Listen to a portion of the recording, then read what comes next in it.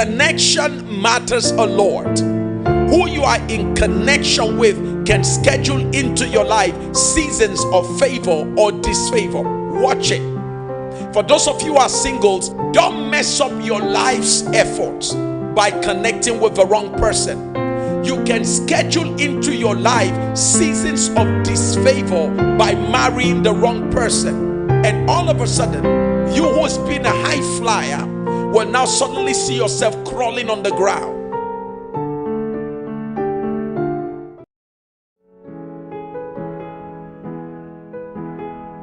The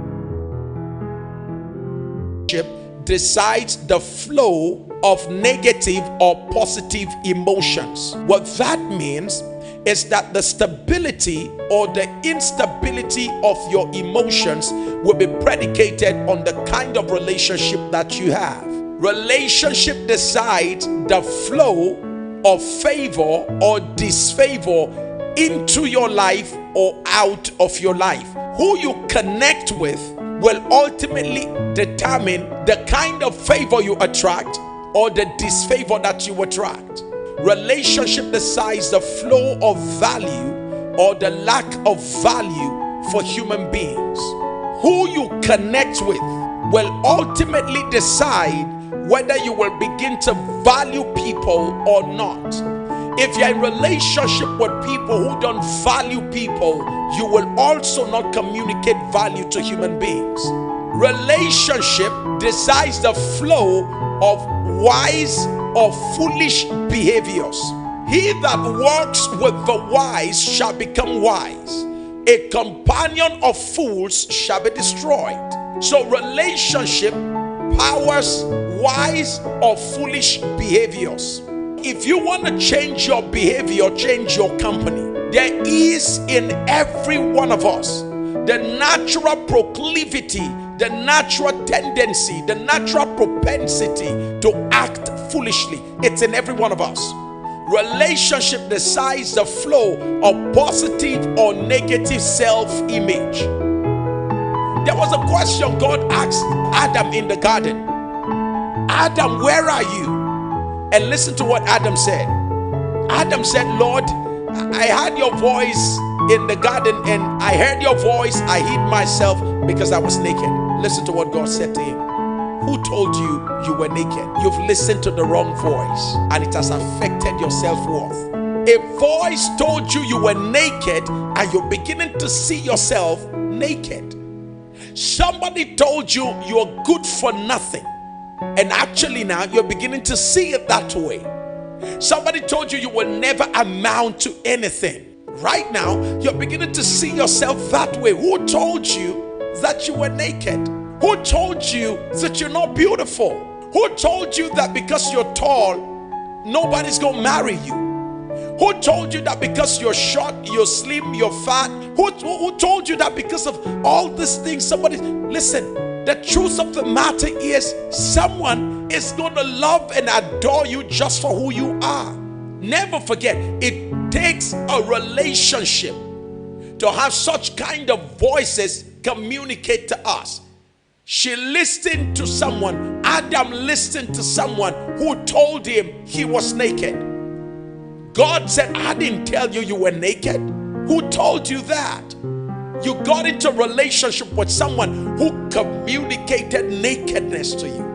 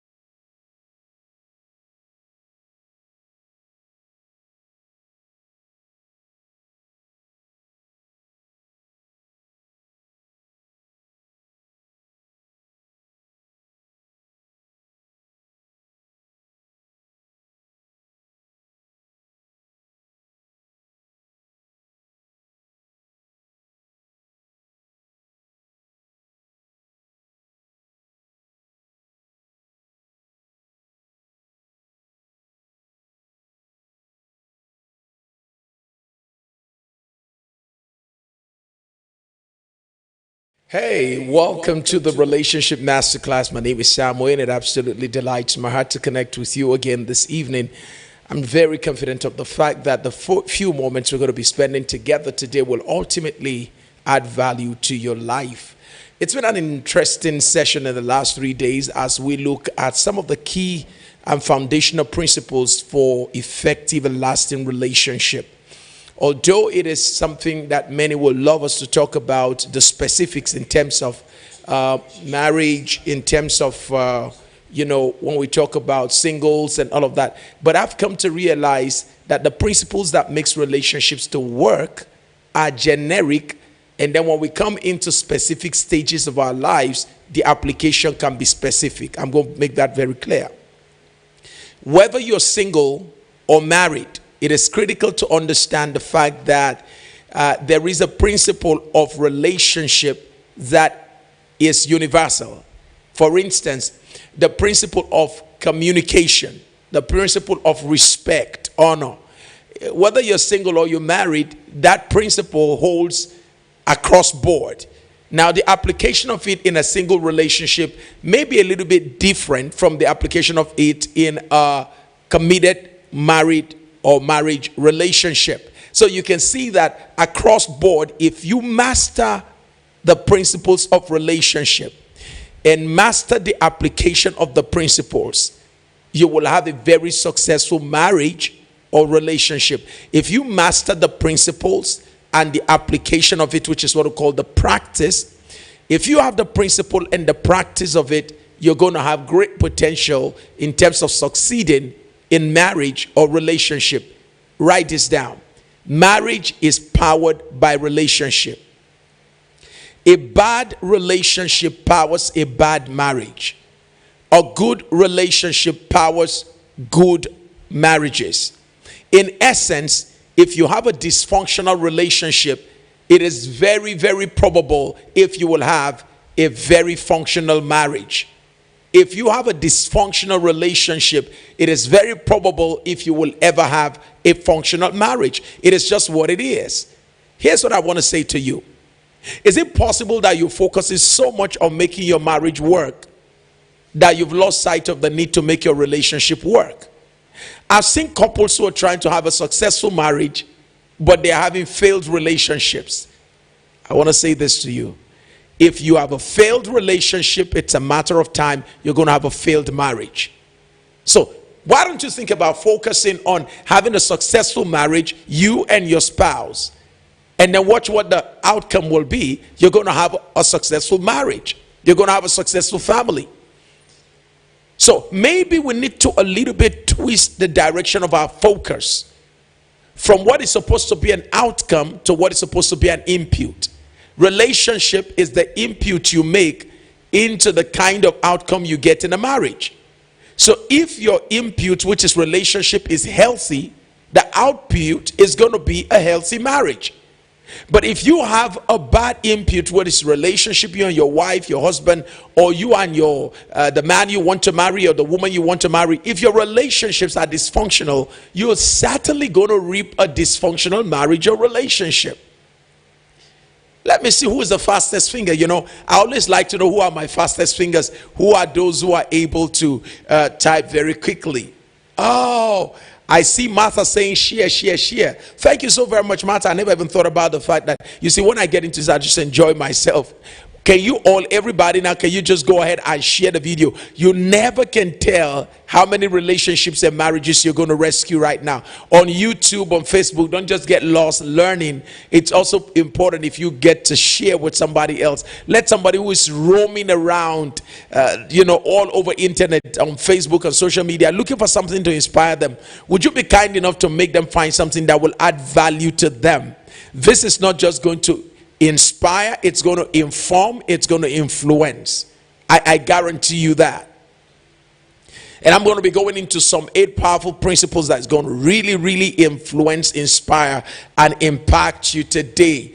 Once again, I welcome you all, and I do believe that you have your writing materials ready. If you are single, call your fiancé, whatever the case may be. If you're married, call your husband or your wife, whatever the situation is. If you're a business person, whoever you're in relationship with, it's not out of place to call them and say, you know what, hey, join us on this broadcast today, because the principles that I'm going to be sharing, they also power business relationships. It is very critical to understand that. We've been able to establish some basic facts, and I would like to quickly see my fastest fingers. What was the most important takeaway for you yesterday? What was the statement that I made that got at you yesterday? Something that you're like, my goodness, Pastor Sam, you know, that was something I took out of this meeting yesterday. Who is going to be the first to reach out to me and let me know what you gained yesterday? What was the most remarkable statement that got at you yesterday? What was the statement that you were like, hey, you know, that statement was just for me? It really made a lot of impact on my life. I'm watching out for the first set of persons before I get into the heart of my conversation with you. All right. Mary Jandora, you said if your relationship is dysfunctional, your marriage will also be the same. That is today's quote.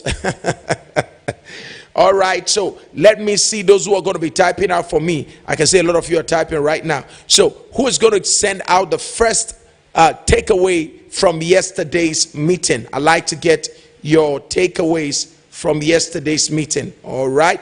Bridget said the relationship decides the flow of favor, decides the flow of positive or negative emotion. Thank you so very much. Never criticize someone if you're unwilling to compliment them. Oh, come on. You want to write that down again. Never criticize anyone that you've not invested time in complimenting. Never criticize anybody if you've not invested quality time in complimenting them. Don't be the type that is quick to go into criticizing a person, correcting a person, when you have not in the last few weeks or months or years invested time into complimenting such individuals. It's very critical. You need to learn to compliment people so that you can use compliment as a leverage for connection. Whoa, did you hear that now? Use compliment as a leverage for connection. Write that down very quickly. Use compliment as a leverage for connection. You must have made deposits of compliments in a person's bank account before you make a demand on the person to make some correction. Did you hear what I just said now? You must have made some deposits of compliment into a person's emotional bank account if you want to make a demand on the person's need to make some correction. I should say that again. You need to learn to invest, please never forget this, compliment into a person's emotional bank account if you ever intend to make a withdrawal of the need for correction. Whoa, I promise you this is going to be really inspiring today. This is not just one of the normal relationship talk you just have, man, love women. No. I'm taking you into what we call the psychology of relationship. Is that okay? We're moving into the psychology of relationship. We're getting into the deep understanding of the mind and the behavior of relationships. There is a mind that powers the behaviors you see in relationship. And we just want to touch a little bit. I'm not going to go too deep, but I'm just going to see around some of the surface that will add value to you. Okay, let me see. I like Ehi. Ehi said that use compliment as a leverage for connection. Absolutely. Invest time to ask questions. Loneka, thank you so very much for that. I said that yesterday. That is absolutely true. Relationship affect your emotions. Yes. Relationships affect your emotions. If you hang out with someone who is not given to joy, someone who is a joy leaker, someone who empties you of joy, we call them wasters, emotional wasters.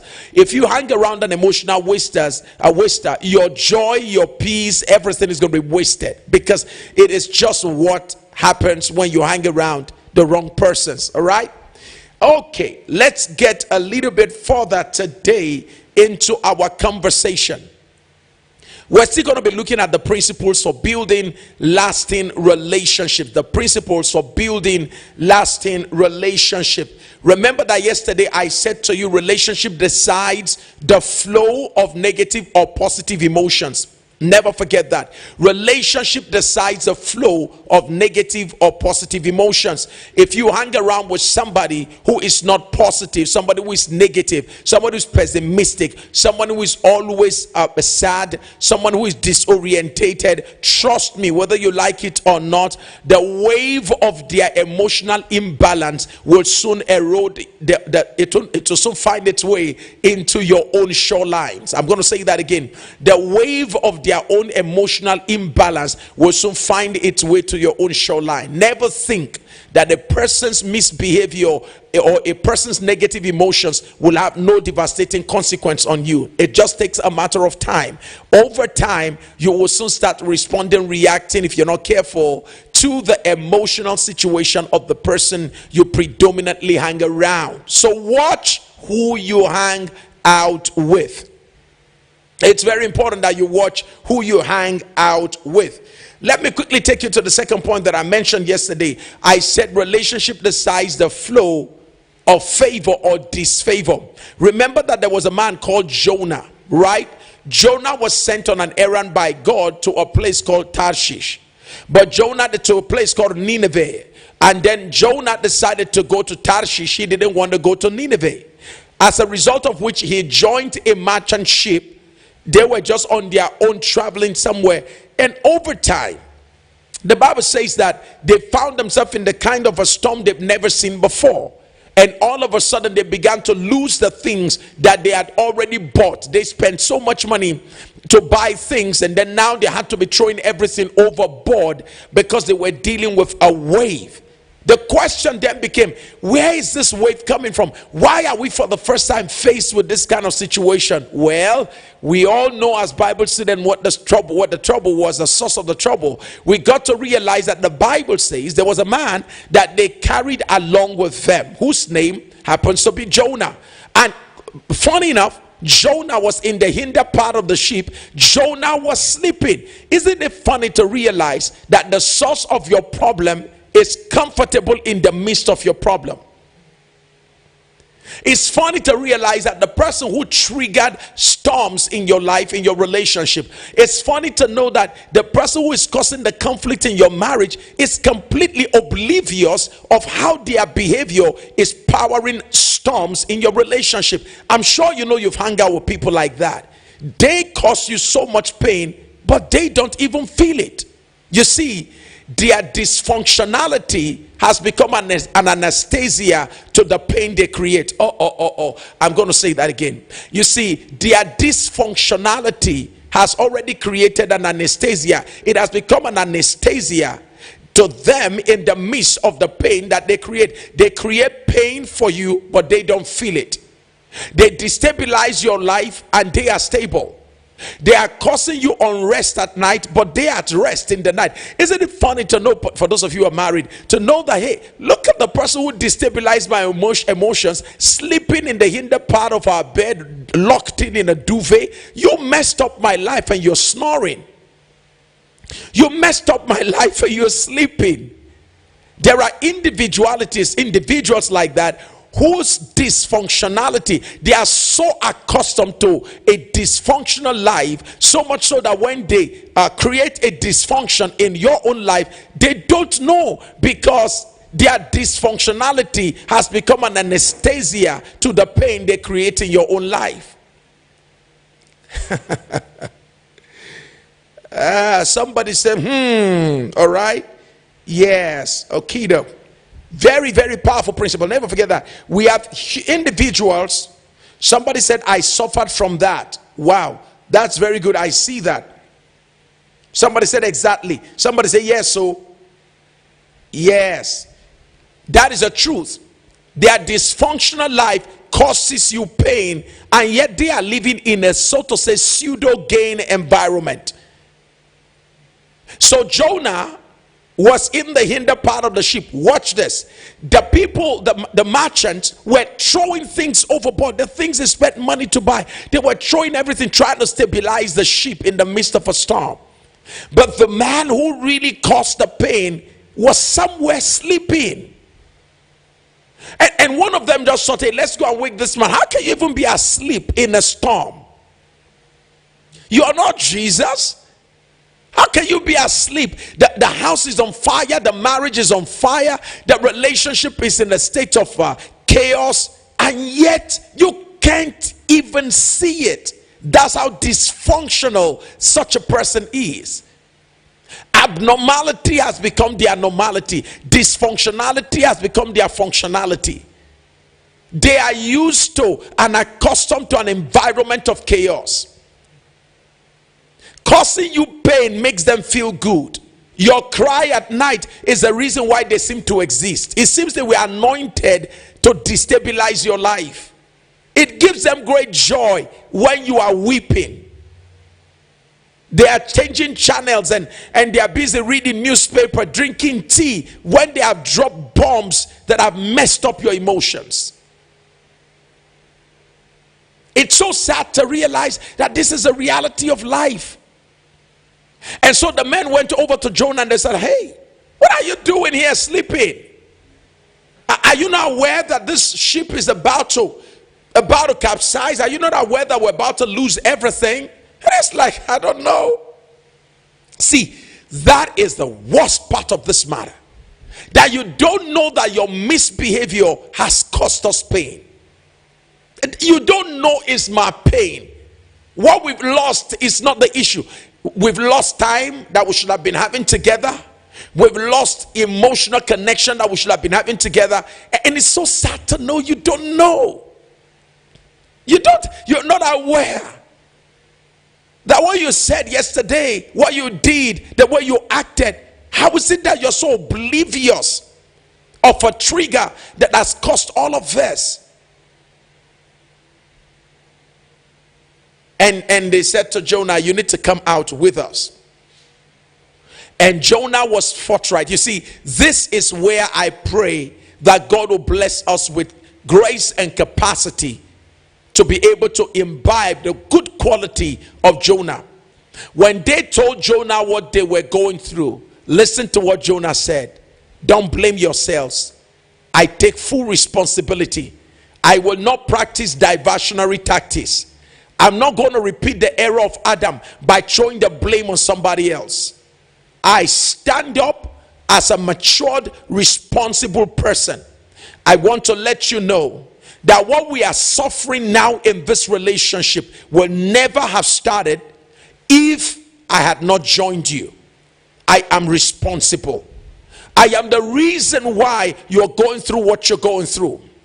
If I had never spoken the way I spoke, you would never have reacted the way you reacted. I am responsible for sponsoring this wickedness going on in our relationship now. I am not going to throw it on you. I will not blame you for slapping me. I'm going to blame me for making you slap me. You see, it is called responsibility.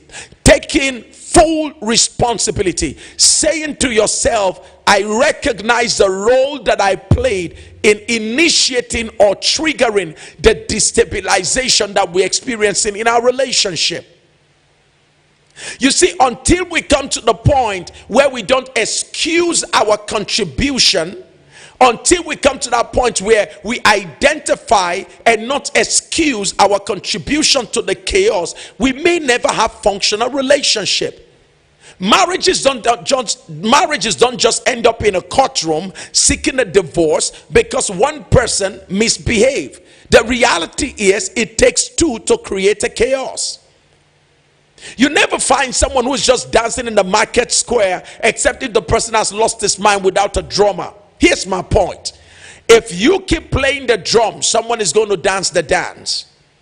Never blame the person for the dance you observe and then you forget the fact that you began to play the drum. So in relationship, what really makes us to succeed is when we begin to take full responsibility for the part that we played in destabilizing the relationship. Like Jonah said, you know what, I take full responsibility for the part that I played. If I did not join you, you will not be losing things right now. And Jonah proffered the solution. Isn't that fantastic? I pray we all imbibe this good quality in Jonah. Jonah said, throw me overboard. Get me out of this equation. You see, it's almost like a guy saying to a lady, you know, I'm so sorry. I don't think I deserve this relationship. You are too good for the kind of pain I caused you. I want to personally request for a breakup.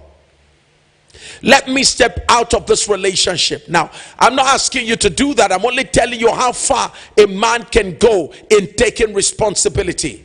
Take me overboard and throw me out of the ship, and you will find rest. I love you enough to see your life happy than for me to stay in the ship and cause you great pain. Yeah, I see some person show me thumbs up and all of that. Yeah, very deep, huh? Absolutely. I needed to hear this at this time. Thank you so very much, Loneka. I really appreciate that feedback, that you needed to hear this at this time.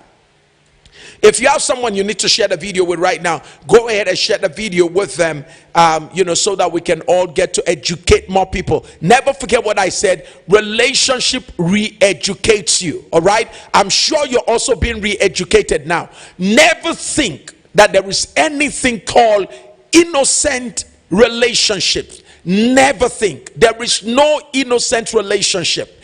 Over time, there will be the impartation of spirits by association. You will over time begin to think like the person you hang around with. You will over time begin to act like the person you hang around with. You will over time begin to talk like the person you hang around with. It is just what it is. That is why it is very critical on your part to take your time, be very cautious, intentionally choose prayerfully who qualifies for a short time or a long time of relationship with you. It is your decision. It is your choice. That was why we started yesterday by sharing some of the most powerful practices of people who have lasting relationships. What are some of the most powerful practices that governs the lives of people that have qualitative relationships?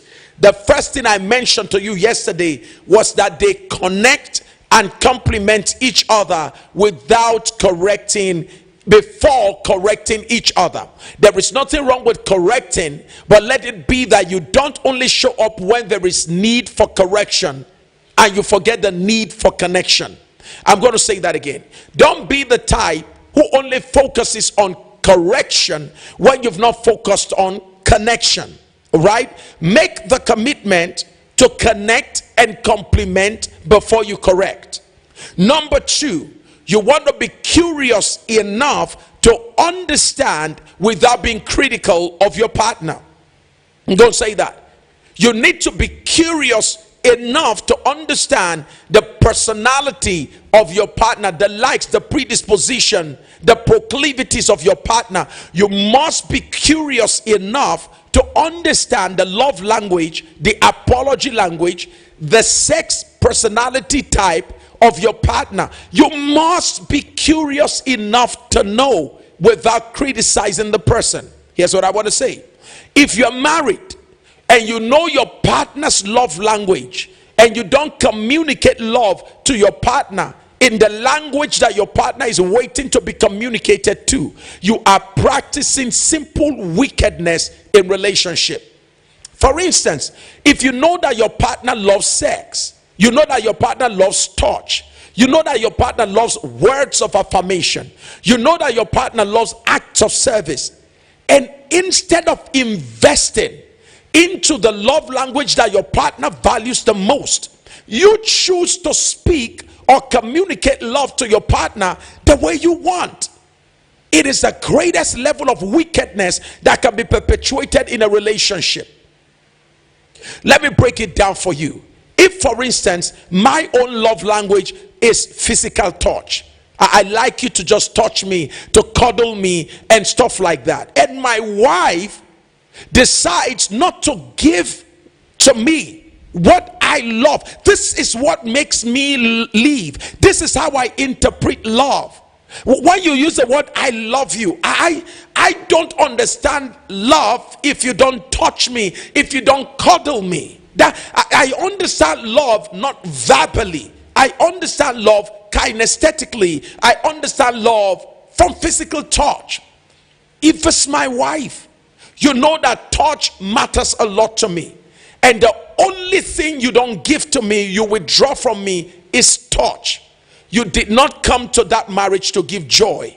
You came to take joy. You are a taker and not a giver. It doesn't matter what you think. It's just what it is. For instance, as a man, if I know that my wife's love language is word of affirmation, all right? Now, this is coming from a place of curiosity, inquisition, deliberate commitment to intentionally getting to know what makes my partner to be thick. It is dangerous to have a partner you don't study. Why do you exist in a relationship with someone that you don't study?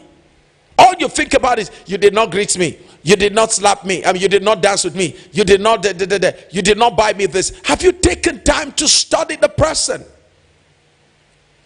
And if you do study the person to know what the person's love language is, like I said, if it is act of service, the person understands love by you serving, doing something with the person or doing something for the person. If that is how the person understands the communication of love, it will be absolute wickedness, it will be robbery of emotions for you to be in relationship with the person and not communicate love to the person from the person's perspective. I can't understand love if you speak it in a language I don't understand. For instance, I understand few languages in my country. I understand Hausa, I understand Yoruba. I don't understand so many other languages in my country, and I understand the English language. The implication is you can't have a functional relationship with me if you don't speak a language I understand. Imagine someone coming around me now and all the person is doing is speaking Portuguese. Now I'm not going to understand you, and if I don't understand you, we can connect. Understanding powers connection. Nothing breaks connection like misunderstanding. So one of the things that we established yesterday was the fact that you must be curious enough. Very, very powerful principle. You must be curious enough to understand the unique personality, temperament. You must be curious enough to understand your partner's love language before you ever think about being critical with the person. There is even no need to be that. All right. Number 3, relationships that last, they practice this 4th thing. Number three thing. Please never forget that. They are consciously careful in providing care without crushing each other. They are consciously careful in providing a caring environment, a caring interaction without crushing each other. Number 4, they are committed to patiently asking questions and waiting for answers than using assumption instead of answers. Oh, come on. It doesn't make sense. It doesn't show wisdom. That rather than ask questions, you are using assumptions, deductions, inferences that is totally apart from the person to judge a person or influence a relationship. So wise people who build relationships that last, they patiently ask each other questions. They don't assume they understand. Ask questions about childhood. Ask questions about teenage years. Ask questions about growing up. Ask questions about pain, concerns. Ask questions about worry, anxieties. Ask questions. It is from the questions you ask, the answers you get, that enables you to be a very, very healthy person in relationship with such a person. These things makes relationship to work. Let's get down to the basic principles. We've seen the practices. Let's quickly run through some of the basic principles that makes marriages and relationships to work. I'm sure you want to watch this over and over again, and I know you're going to be sending it to your friends on platforms and the rest of that. Trust me, they will thank you for this. Number one principle for having a relationship that is healthy and one that will last is called the principle of emotions. Write that down. The principle of healthy emotions. And what that principle simply tells you is that you cannot go forward and build a healthy marriage or relationship if you keep carrying about emotional baggage from your previous unhealthy relationships. End of quote. You cannot build a healthy relationship if you keep carrying about the unhealthy emotional baggage from your previous relationship. What does that mean?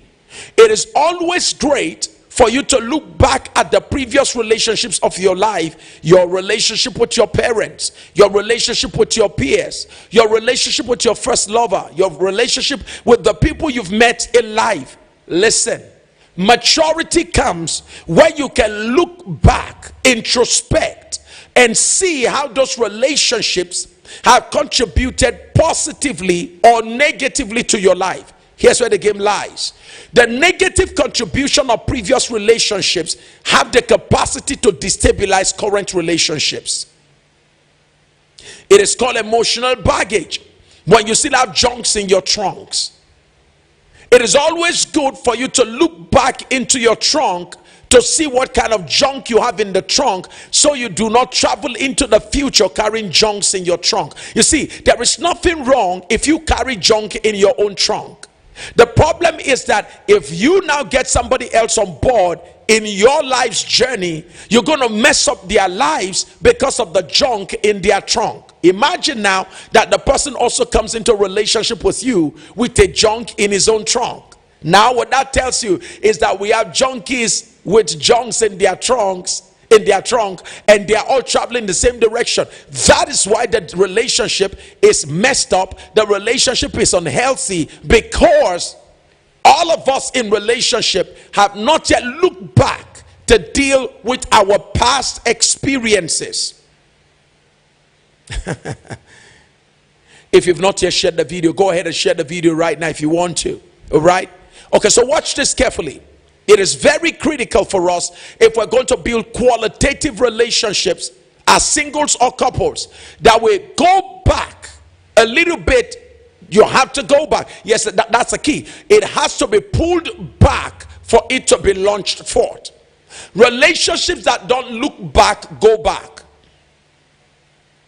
Relationships that don't look back at previous relationships, where we've come from, both of us individually, if we don't look at what we've come through, where we've come from, and how those relationships have impacted us negatively, the reality is, from previous relationships, we're going to have mess ups in current relationships. What did the person say to you? What did the person do to you? If you don't deal with that, you're going to make the person you are in relationship with today become the victim of your past encounters. Oh, write that down. If you don't introspect, if you don't look back at your previous relationships and how they've affected you negatively, the consequence is that it will make an innocent person in your life become the victim of your past dysfunctional relationships. You're going to make an innocent human being whose presence in your life is to add value. You're going to make that person becomes completely destabilized because of your past experience. Your past taught you not to trust. And here is somebody who truly loves you, in need of trust that you will never give, because somebody in the past who is a small sample size, an infinitesimal sample size of the total world's population, You allow just your encounter with 1, 2, 3, 4, 10 women or 10 men. You allow your encounters with them, which is so minute in terms of a sample size to use in making deductions and judgment. You allow your experience with those few individuals to make you make permanent generic conclusion about the whole of humanity.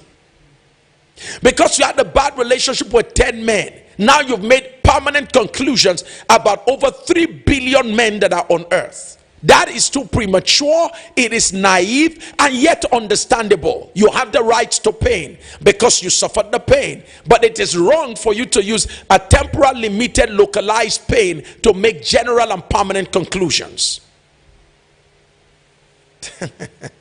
Hey, here's what I want to say to you. He is not him. All right? Never forget. That is not this. Write that down. He is not him. She is not her. It's important to understand that who you've met is not who you're meeting. And if you do not deal with your unhealthy experiences in the previous relationship, you're going to create another unhealthy environment in your current relationship. It is what it is. Relationship creates environment. The individuals in the relationship with their attitude creates environment. You create atmospheres. So your relationship will either thrive or not thrive depending on the atmosphere that your attitude creates. Oh my goodness. Did you hear that now? Your relationship will either thrive or not thrive depending on the atmosphere that your attitude creates. Your behavior creates an attitude that is either conducive or not conducive for relationship expressions. So, if I'm in relationship with you and your attitude, your behavior is negative, what that does is that it creates an environment, an atmosphere in that relationship that will stifle the relationship, minimize the expression of the joy in that relationship, and over time kill the life in that relationship. I like what Simon Faith said. She said he is not him. Yes, please never forget, that is not this, this is not that, him is not he. All right, it is important to understand that. Don't make him suffer for what he did. Don't make him suffer for what he did. All right, so the powerful principle for relationship, within the next 13 minutes I should be rounding up. The powerful principle in relationship is the principle of what we call healthy emotions. If you want to have a qualitative relationship, become healthy. Write this down. Your relationship is a reflection of your collective healthy or unhealthy emotional state. Woo! Your relationship, the health status or the unhealthy status of your relationship is a reflection of the unhealthiness or the healthiness of the emotional state of the parties involved in the relationship. If A in relationship with B both have unhealthy emotional state, if their emotions are still messed up, what happens is that A will bring that unhealthy emotional state into a relationship with B, and unfortunately, if B is also having an unhealthy emotional state, you have double recipe for disaster. Ultimately, that relationship will be a resemblance, a reflection of the individuals in the relationship. So if your relationship is sick, your emotions are sick, and your marriage will be sick. It tells you that we need to give attention to our emotional state if we're going to have a healthy relationship that powers a healthy marriage. Healthy emotions plus healthy relationships equals healthy marriage. You want to write that down? Wow. Healthy emotions with healthy relationships power healthy marriage. Never forget that. I feel good myself. Let me see who is the fastest finger. Who is the fastest finger? Wow. All right. So now take note of this. Take note of this. Second principle that makes relationship work. It's called the principle of celebration. The principle of celebration. All right. Now, one of the things you hear from Melody Beatty is that one of the most powerful secrets for healthy relationship is called gratitude. Gratitude. So let me share with you what this principle of celebration is. The principle of celebration in building a healthy and lasting relationship states that what you celebrate, appreciate. What you celebrate, appreciate. What you criticize, depreciate. If you are thankful for small things, you will attract big ones. Very simple but powerful principle when it comes to relationship. All right, I'm going to repeat that principle again. The principle of celebration in relationship simply tells you that what you celebrate, appreciate. What you criticize, depreciate. And if you're thankful for small things, you will always attract big ones. Nothing destroys the potential of a relationship like ingratitude. Nothing weakens the desire of a giver like ingratitude. I love to give, but your ingratitude has inhibited me. You therefore need to give attention to the need to keep your relationship healthy through a very strong culture of celebration. Now, if you're a wife, never forget this, that wives celebrate their husband's efforts long before he begins to produce results. Never forget that. Prostitutes celebrate results and not efforts. You never meet with a prostitute and tell her to give you sex and then you make the payment in advance. She's literally going to slap you. All right? Okay, so in the same vein, because the prostitute is not there to know your potential. So if you get to a prostitute and you're like, you don't know how, listen, just let me sleep with you tonight. I am a great man. I have a great future. Honestly, if you see the dreams God has shared with me, where God is taking me to is going to be so great. So I just want to be spending time with you. And please don't worry. Just know that I'm going to be very great. And once my money start coming, I'm going to pay you. If you do that in my country, some of them can pour boiling water literally on you. All right? Okay. So never forget what I'm saying. A prostitute is more interested in your result, what you have. A wife celebrates her husband and celebrates his efforts long before results begins to come. The only reason why a man will not forget his wife is because she did not forget to celebrate him in life whilst he was pursuing greatness. No man forgets a woman who celebrates him in his smallness. Some men do. That is an abnormal situation, but normal men are usually more inclined to honoring women who honor their efforts and not just their results. Now, in the same vein as men, we must also learn to celebrate the women in our lives for the contribution that they make. If you're married, it is important for you to know that it's a whole lot of work. By now you should know coronavirus kept you at home, and now you can see how amazing your children are. You never knew before because you jump out of the house very early in the morning. You leave home at about 6 o'clock. You come back at about 10 when they are asleep. Now you are face to face with the amazing children that God has blessed you with. Can you see how wonderful your house looks like now? Your television is no longer facing straight. You can see you have papers on your table. You have oil on your chair. Isn't that wonderful?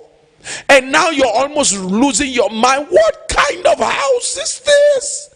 In my country, they call it Fuji House of Commotion. Hello, sir. That's what your wife manages. That's what she's been managing in your absence. Now you know that parenting is not just hard work, it's real work.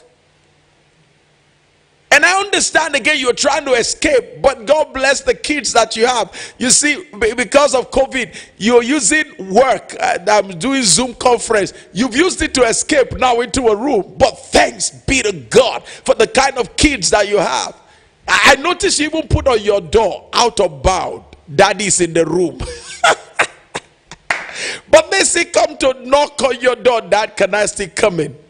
See, the point I'm making is never undermine the effort of anyone in a relationship.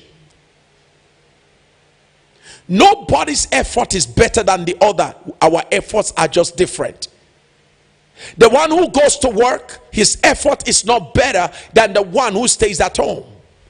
We are just different. Our efforts and our inputs are just different. We must learn to appreciate each other. That is what powers highly effective relationships. So celebration tells you, learn to be grateful for small things. You are a single person, you are in relationship with someone you want to marry, or you are in relationship by yourself with yourself in yourself. Now listen, whatever your relationship status is right now, learn to celebrate efforts, not just results. Before results ever come, learn to say thank you for every effort invested into making things work. If people work for you, thank them. Don't just say I pay them to do that. Appreciate them. It is what makes life to be very, very interesting. And it is what makes relationship to be very, very potent.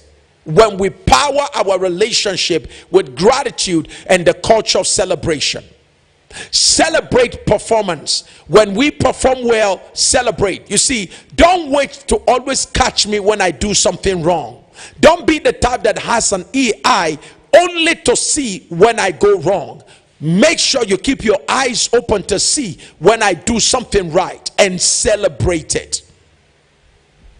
Wow, there's so much we have to still cover, but let me leave you with one more and then we are done. If you have any question, if you can throw it out, if I have the opportunity, I will answer the question. The third principle that I want to share with you is sort of called the principle of integrity. The principle of integrity. If you cannot be trusted in small things, you will not be entrusted with big things. That is the principle of integrity. If I cannot trust you with or in small things, I'm not going to entrust my future into your hands. So I'm going to test you with small things. And if I can't trust you after testing you, then I can't entrust you. If we have gotten married before I begin to realize that I can't entrust my future into your hands, that I will take a decision and compartmentalize the lack of trust for you, because if I don't want to have a divorce, I will compartmentalize my lack of trust for you and maintain a normal relationship with you. But when it comes to matters of trust, I will not traffic with you because I know it is a place where we don't have common grounds. Whoa, I think I've shared too much there, too much information there. It is how men particularly function.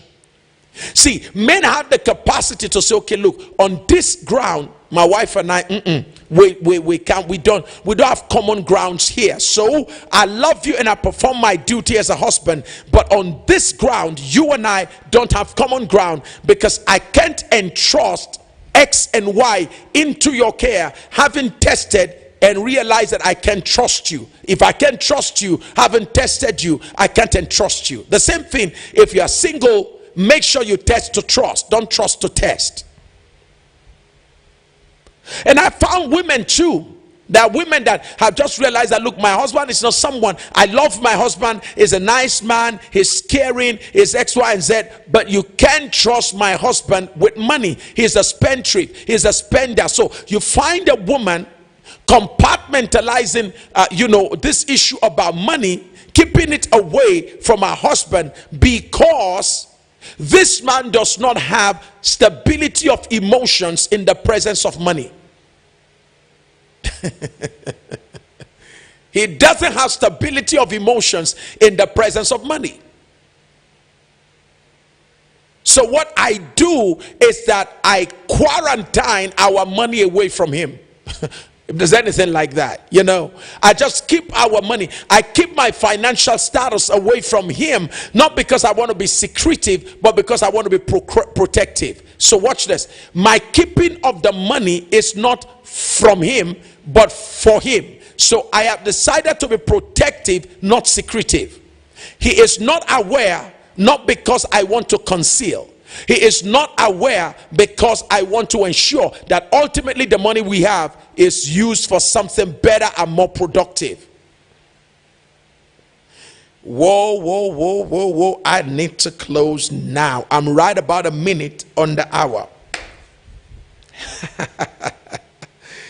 Thank you all so very much. Any question? If you have a question for me, we'll be concluding tomorrow, so you don't want to miss out on the remaining part of this broadcast tomorrow. So if you have a question, I want to quickly attempt the questions that are before us. But before we sign out, what a moment we had today during the prophetic prayer hour. What a moment we had in the presence of God. We are having some amazing testimonies already as a result of what God did today. Now tomorrow is Power Friday. You know what it is.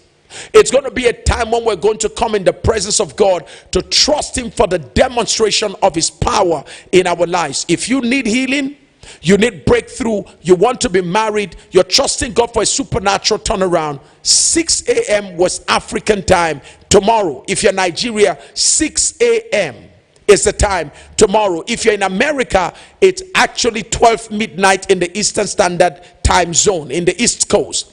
If you're in Houston area, that's going to be about 11 in the night. If you're in California, Nevada, that's going to be 9 p.m. in the night. 11 p.m. for all of you in Houston, 2 a.m. at 12 midnight for those of you in the East Coast. Join us. If you're in the United Kingdom, it's 5 a.m. in the morning. Don't forget that. Whatever the country is, remember it's 6 a.m. Nigerian time. Get your family and your friends on board as we engage heaven in the place of prayer. Let me see if I have any question. Papa, please, can you expand on the principle of integrity? Yes, I have to shorten that. So join us bright and early tomorrow. Bright and early tomorrow during the broadcast, 8 a.m. Nigerian, 8 p.m. Nigerian time again. Don't forget, this same time tomorrow. Make sure you don't wait late into the broadcast. Join us bright and early, and I will expand on that. But the principle of integrity simply means you can be trusted. There cannot be a healthy relationship in the absence of trust. And here's the problem. Lack of trust in one area can lead to lack of trust in multiple areas. If you are single and you are dating, make sure that you are trusted. Make sure you are trustable. Let your trust quotient go very high. Because you can lose a man or woman because you don't seem trustable.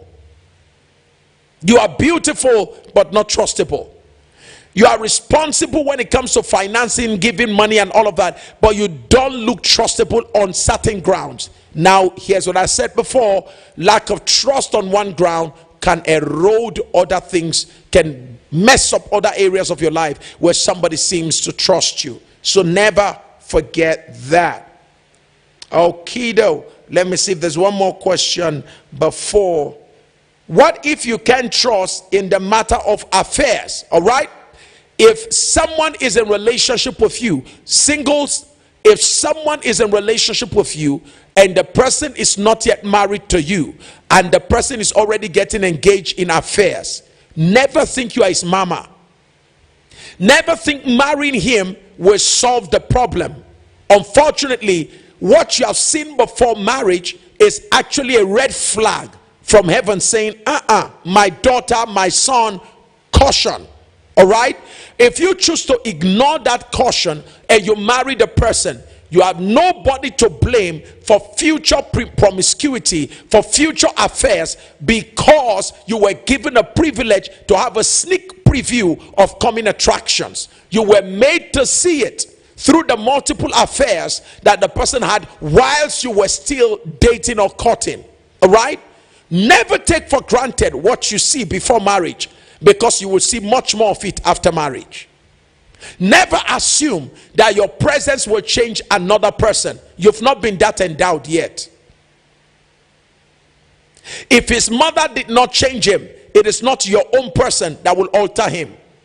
It takes much more for a man to change more than the presence of a woman who offers sex. It takes much more. That is why sometimes men learn to change through very painful experience, like going into the belly of the fish. That's when Jonah prayed and said, now Lord, I'm ready to change. Like finding yourself in a prison, sometimes that's what makes men to change. Men don't just change because you have an eyelashes, you have mascara, you have acrylic finger, and you have a Peruvian wear. Your foundation will not alter the foundation of a man whose foundation needs to be altered by God. It is dangerous to have that presupposition in your mind, or that assumption running your affairs, that you're coming into the life of a man will automatically shift him from the West Coast to the East Coast, or from being a Republican to a Democrat. It doesn't happen like that. Oh, gracious God. You know, I will just have to close right now. I love you. I see there are lots of questions coming in.